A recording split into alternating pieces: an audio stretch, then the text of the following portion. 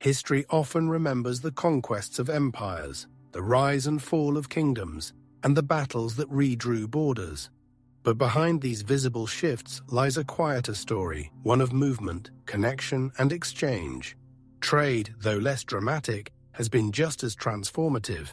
From the deserts of Africa to the rivers of the Americas, from the steppes of Central Asia to the ports of the Indian Ocean, ancient people created networks that carried goods, ideas, and cultures across continents. These networks were not always formal. They did not always leave stone inscriptions or royal decrees. Many were informal, oral, and passed down through memory and tradition. They existed in the spaces between empires, beyond the reach of rulers, and often without written record.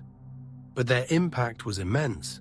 In this series, we explore the lesser-known trade systems that helped shape the ancient world networks that existed not just to move materials, but to bind people together across space and time. We redefine what a trade network is, examine the rhythms of oceanic exchange, traverse the nomadic corridors of Central Asia, and uncover the trade routes of pre-Columbian America. Finally, we trace the enduring legacies of these systems in the modern world. Chapter 1: Hidden Pathways. What counts as a trade network? When we picture ancient trade, we often imagine grand caravans crossing deserts or bustling ports loaded with silks and spices. But beneath the surface of history's official records lies a world of informal, invisible, and often undocumented trade routes and relationships that never made it into the scrolls of emperors or the stone records of scribes. These hidden pathways were the true connective tissue of the ancient world, linking tribes, villages, and distant civilizations in a web of silent exchange. The term trade network evokes images of formal infrastructure, roads, tariffs, contracts, and political oversight. But for most of human history, trade was decentralized, opportunistic, and local. It was carried out by people who knew the terrain intimately, who passed their knowledge orally, and who operated far from the control of kings. In this world, trust and kinship were more valuable than treaties, and information was often the most precious cargo. Hunter-gatherer societies offer one of the earliest examples of informal trade networks. Across Stone Age Eurasia and Africa, goods like obsidian, flint, shell beads, ochre, and bone tools were exchanged over hundreds, sometimes thousands of miles. These weren't the transactions of cities, but of bands and tribes, of people exchanging gifts, forming alliances, or honoring marriages. An obsidian blade found in Anatolia might have originated in the highlands of Armenia, passed hand to hand over generations, traded not for coin, but for stories, rituals, or survival. In these early networks, trade was rarely about profit. It was about relationships. Among indigenous Australian peoples, for example, trade was deeply embedded in social and spiritual life. Songlines, oral maps, encoded in story and song-guided people across vast territories, helping them locate food, water, and sacred sites. Along these routes, items like pituri, a stimulant, ochre, and stone axes changed hands through ritualized exchange. The act of trade reinforced cultural knowledge, territorial stewardship, and intergroup bonds. Likewise, in the Pacific Islands, ancient seafarers developed a system of exchange known as kula, most famously among the Trobriand Islanders. In this ritualized trade, red shell necklaces and white armbands were passed clockwise and counterclockwise across a ring of islands. The objects had no intrinsic value. They could not be eaten or used as tools, but they carried immense social and political weight. Chiefs used kula to assert influence, forge alliances, and maintain peace. The goods moved slowly, ceremonially, and with great reverence. In Africa, before the rise of powerful kingdoms like Mali or Ghana, salt, iron, and kola nuts were exchanged through networks maintained by nomadic groups and independent traders. Many of these routes were known only to local communities. Knowledge of the desert's hidden wells or the rhythms of camel breeding seasons was guarded closely and passed from parent to child. These were not roads you could map. but patterns of movement embedded in memory and oral tradition. In ancient Europe, before Roman roads stitched the continent together, Celtic tribes maintained their own trade links across rivers and mountains. Amber from the Baltic was found in Mycenaean graves. Tin from Cornwall reached the Mediterranean. This trade wasn't overseen by empires, but by small communities who understood the value of what they carried and who they entrusted it to. These informal routes often operated parallel to or beneath the more visible systems of empire. In fact, the survival of many official trade networks depended on the knowledge and cooperation of these smaller, decentralized webs.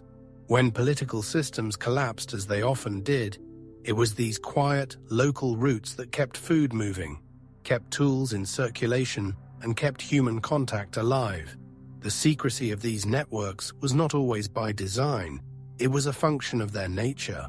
Without written records, they left little trace.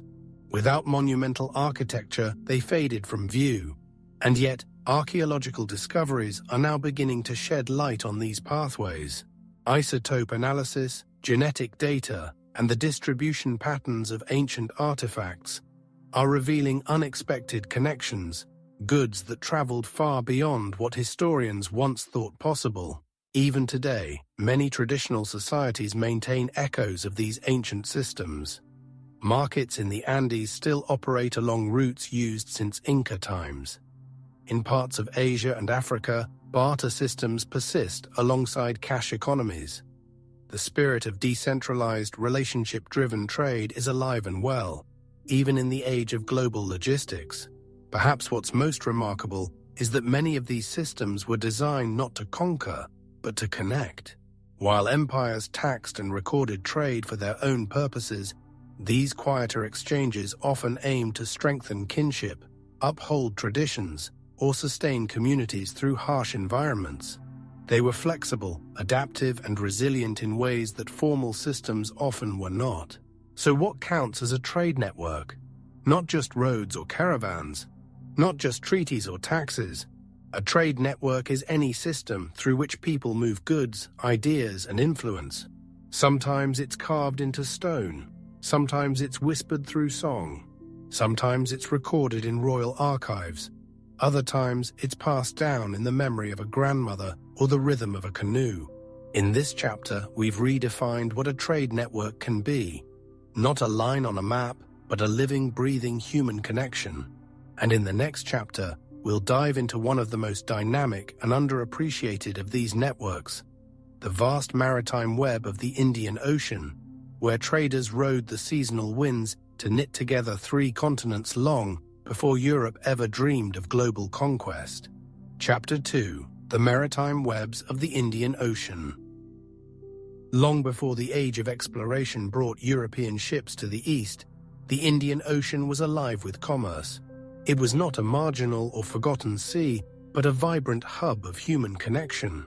Across its vast waters stretched a web of maritime trade routes, linking the Swahili coast of East Africa with the ports of Arabia, the markets of India, and the spice-rich islands of Southeast Asia.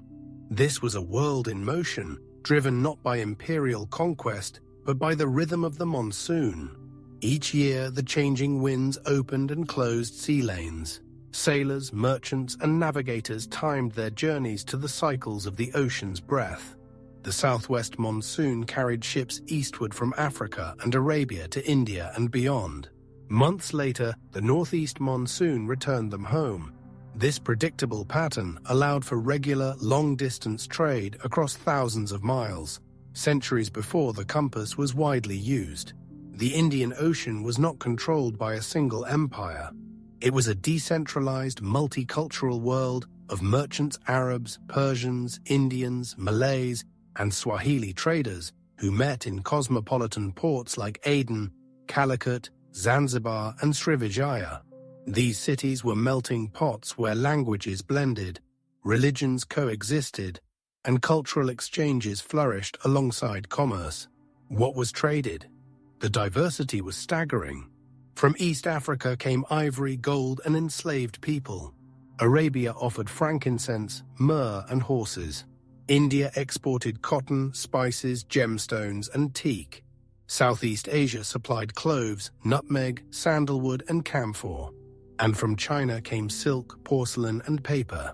These goods moved not in massive convoys, but aboard dhows, small lateen-rigged vessels expertly suited to navigate the variable winds and shallow harbors of the region. But it wasn't just material goods that traveled these waters. Religious ideas spread swiftly across the ocean's routes.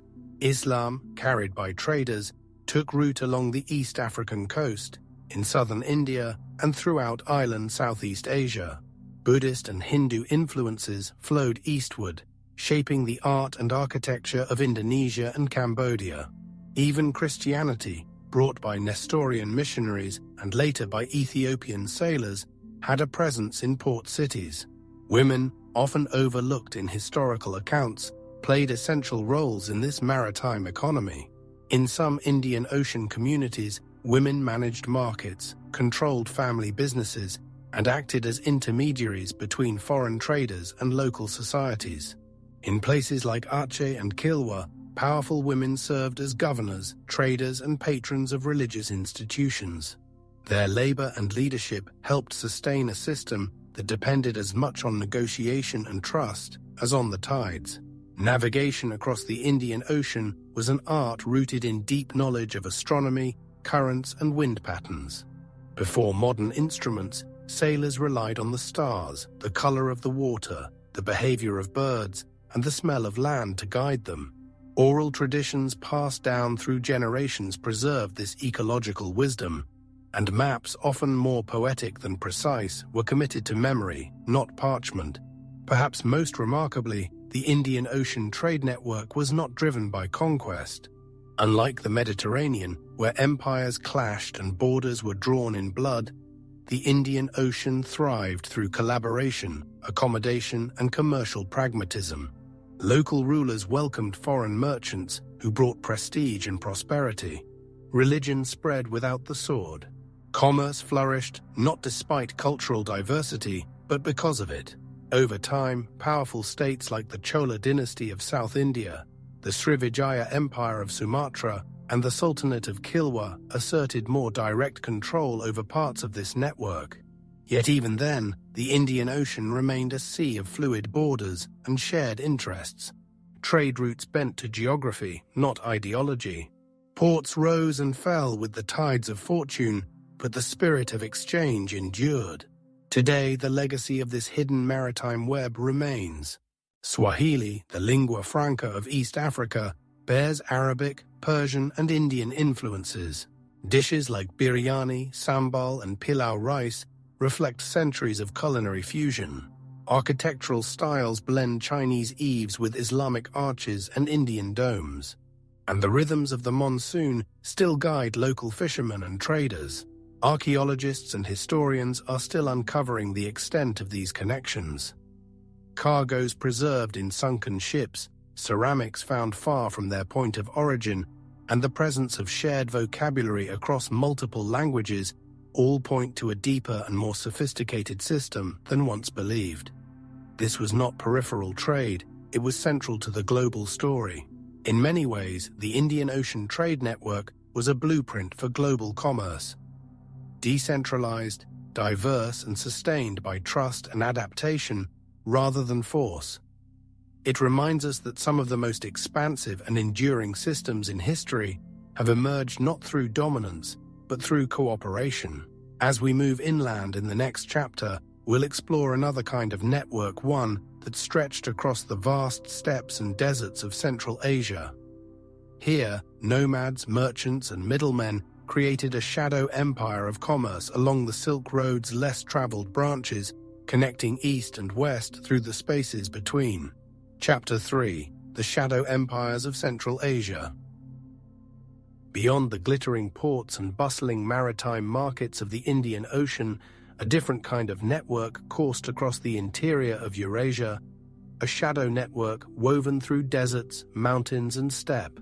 This was the world of Central Asia, where trade moved not through states, but between them.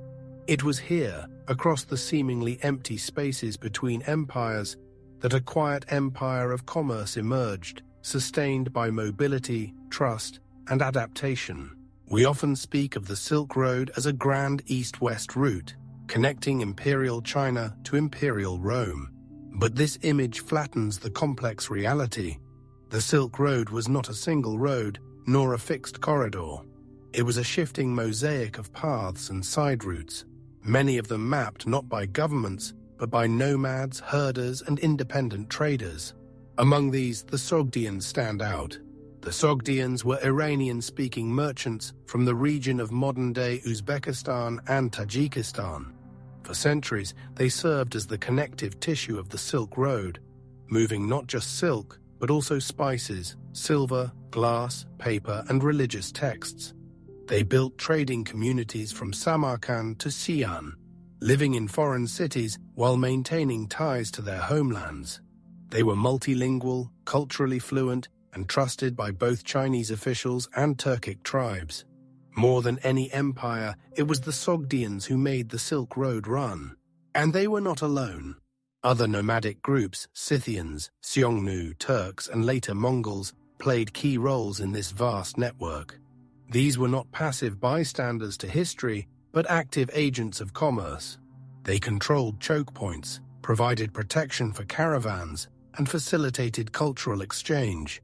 Their mobility, often misunderstood as a lack of civilization, was precisely what made them effective in navigating this challenging terrain. The steppes of Central Asia were ideal for such movement. Horses, yurts, and oral memory enabled rapid adaptation. Unlike settled empires, nomadic societies could adjust their routes based on political risk, seasonal changes, or opportunity. This flexibility gave rise to what some historians call the ecology of trade, a system that flourished not despite harsh conditions, but because of the resilience they demanded. Caravans moving across Central Asia often stopped at oasis cities like Merv, Bukhara, and Kashgar. These were not imperial capitals, but nodal points, places where routes converged, goods changed hands, and languages mingled. These cities were rich in markets, inns, and information. Merchants swapped silk for silver, scrolls for sapphires. Stories and rumors traveled just as quickly as spices, and so did religions. Buddhism moved into China via Central Asia. Manichaeism spread from Persia to Western China. Nestorian Christianity found its way into the Mongol court. Later, Islam would become dominant across the region, carried by both missionaries and traders. Religious tolerance often followed trade. People who dealt in many goods often made room for many gods. The Mongol Empire, though remembered primarily for conquest, revolutionized Silk Road trade by bringing a new degree of order and safety. Under Mongol rule, a merchant could travel from Venice to Beijing with a passport-like tablet called a pisa. Relay stations provided food, shelter, and fresh horses. This system, known as the Yam, enabled the fastest communication Eurasia had ever seen. For a brief time in the 13th and 14th centuries, Central Asia became the backbone of global commerce. But even before the Mongols, and long after them, the shadow empires of Central Asia continued to shape the flow of goods and ideas. Their power lay not in conquest, but in their role as brokers. They taxed, translated, protected, and connected. They understood the unspoken rules of trust and reputation in a world where formal enforcement was rare. Today, many of these networks have vanished into the dust.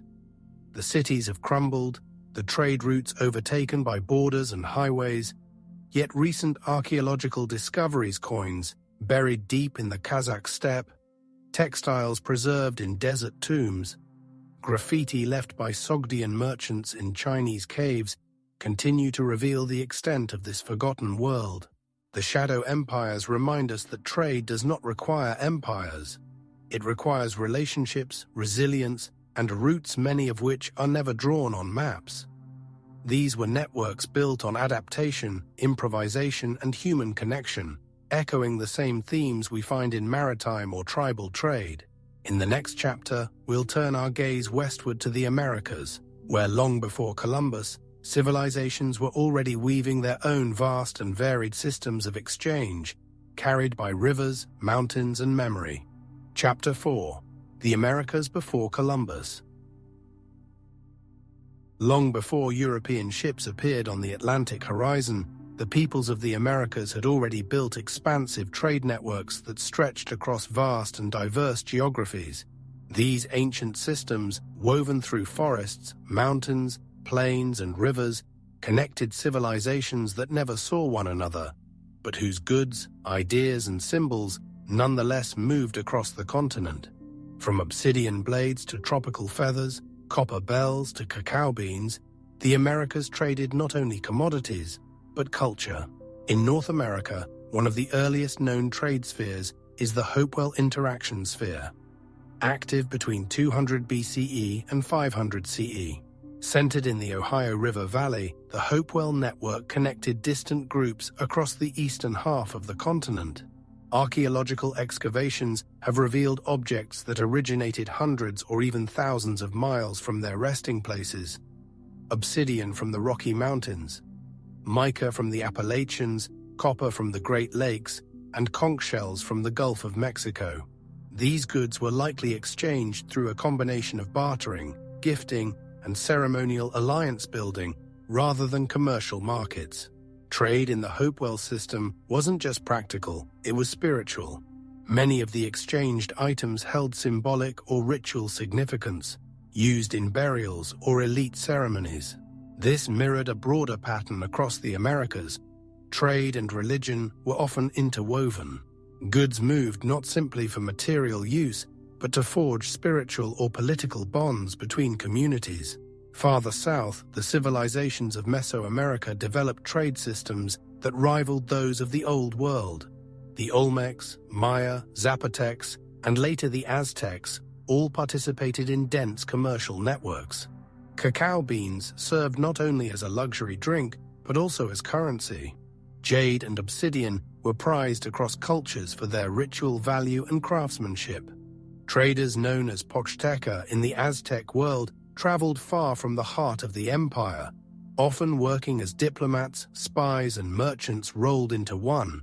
The Maya built impressive marketplaces in cities like Tikal and Chichen Itza, where goods from the highlands and lowlands met. Salt, honey, cotton, and pottery were exchanged alongside rarer items like quetzal feathers, stingray spines, and manuscripts. Rivers and roads, often stone-paved causeways, linked city-states into a web of interaction that mirrored their architectural complexity. In South America, the Inca Empire created what is perhaps the most advanced pre-modern trade infrastructure in the Western Hemisphere. The Capac Ñan, or Great Inca Road, stretched over 25,000 miles through rugged Andean terrain, connecting the highlands to the coast, the jungles to the deserts. Llamas served as pack animals, and chasqui relay runners carried messages and goods across the empire. Though the Inca did not use currency in the traditional sense, they operated a highly organized system of redistribution, storing food, textiles, and tools in state warehouses called quilcaso. Trade in the Inca world was tightly controlled by the state, but it also rested on a foundation of reciprocity. Communities contributed labor and goods through the mita system, and in return, the state provided protection, infrastructure, and resources. While not a market economy, the system enabled vast logistical coordination across one of the most challenging landscapes on Earth. Beyond these imperial centers, smaller-scale and less centralized networks thrived as well. Along the Mississippi River and throughout the American Southwest, native peoples exchanged pottery, turquoise, buffalo hides, and foodstuffs. In the Pacific Northwest, the potlatch ceremony doubled as a system of redistribution and social ranking, blending economic function with cultural expression. These networks, while often lacking monumental roads, relied on intimate knowledge of land, weather, and trust between kinship groups. The existence of these trade routes is increasingly confirmed by archaeological evidence. Identical artifact styles across distant regions, isotopic signatures linking goods to their geological sources, and shared iconography found thousands of miles apart. These clues point to a world far more interconnected than once assumed. Though the Americas lacked the wheel, large draft animals, or metal coins prior to European contact, they built vibrant, far-reaching networks using what they had: rivers, roads, memory, and meaning. Goods moved along with stories, rituals, and relationships. In the next chapter, we will explore how these ancient trade networks, whether maritime, overland, imperial, or local, left legacies that shape the modern world. Their roots may have faded, but their influence remains, in language, in cuisine, in customs, and in the invisible lines that still connect people across distance and time. Chapter 5: Echoes in the Present, the Lasting Legacy of Ancient Trade. Though many of the trade networks explored in this series faded or transformed with time, their influence lingers. The ancient pathways that once carried salt and silk, feathers and obsidian, also transported knowledge, language, belief systems, and the seeds of globalization. In the modern world, echoes of these networks persist, sometimes in tangible infrastructures, sometimes in the customs and cultural fusions they helped birth. Consider the cities that once lay at the heart of ancient exchange. Istanbul, once Constantinople, built on the Bosporus crossroads. Cairo, a hub of trans-Saharan and maritime trade. Xi'an, the eastern terminus of the Silk Road. Zanzibar, gateway between Africa and Asia. These cities are still vibrant today, testaments to their long-standing strategic and cultural importance. Modern global trade, though now driven by container ships, air freight, and digital transfers, owes its foundational logic to these earlier systems. The principles of comparative advantage, regional specialization, and networked interdependence are not new.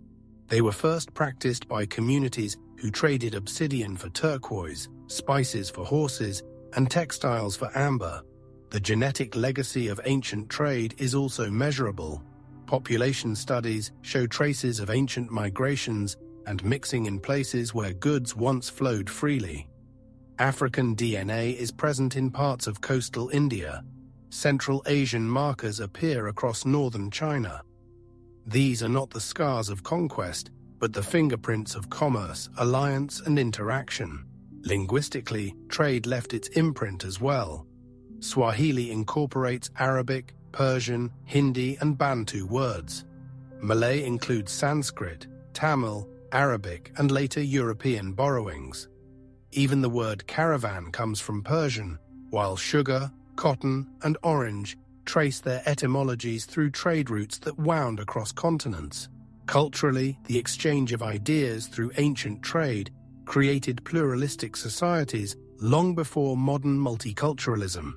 The architecture of Central Asia blends Chinese, Persian, and Islamic influences. Southeast Asian temples show the imprint of Indian religions and motifs. Foods, fabrics, music, and medicine evolved through the layering of traditions, carried from market to market. Even today, traditional trading practices persist. In Andean villages, barter is still used during seasonal festivals. In Saharan oases, salt slabs are still transported by camel. In parts of Southeast Asia and Oceania, oral navigational knowledge continues to guide sea travel. These practices are not mere relics. They are living links to a world in which trade was rooted in trust, rhythm, and local wisdom. Finally, the political legacies of ancient trade are also worth noting. Empires rose and fell not just from war, but from control or loss of trade. When routes shifted, so too did power. The search for trade routes drove exploration, colonization, and even the rise of modern capitalism. The wealth of nations, as Adam Smith would later write, was long preceded by the wealth of networks. In a world increasingly shaped by globalization, looking back to these ancient systems reminds us of an essential truth. Humans have always been connected. Borders are recent inventions. Trade is ancient. Whether by footpath, dhow, or caravan, people have always reached outward seeking exchange, understanding, and opportunity. These forgotten and often invisible trade networks built the framework for the modern world, not merely through the movement of goods, but through the transmission of ideas, technologies, and cultures. They remind us that what is exchanged is never just an object, but a piece of ourselves, carried forward by curiosity and sustained by connection. In rediscovering these networks, we not only learn about the past, we also understand the deep roots of our present, and perhaps the pathways to a more connected future. In peeling back the layers of forgotten trade networks, we come to understand that the ancient world was never as isolated or fragmented as it might appear. These systems of exchange wove together distant societies through the simple yet profound act of trade. They moved not only luxury goods or rare materials, but languages, technologies, religions, and relationships. Long before global maps were drawn, these networks had already connected the dots. They shaped world history not through conquest or politics, but through continuity, cooperation, and curiosity. They helped build cities, nurture economies, and define cultures, and their lessons endure. In a time when globalization is often viewed with skepticism or anxiety, the story of ancient trade offers a more nuanced picture, one where connection preceded domination, where commerce encouraged coexistence, and where diversity was not a weakness but a strength. By revisiting these trade networks, we remember that history is not just about what was written or ruled, it is also about what was exchanged. In that exchange lies the foundation of human progress and the enduring thread that binds us across time and geography. Let these ancient roots remind us, the desire to connect is older than any empire, and perhaps more enduring.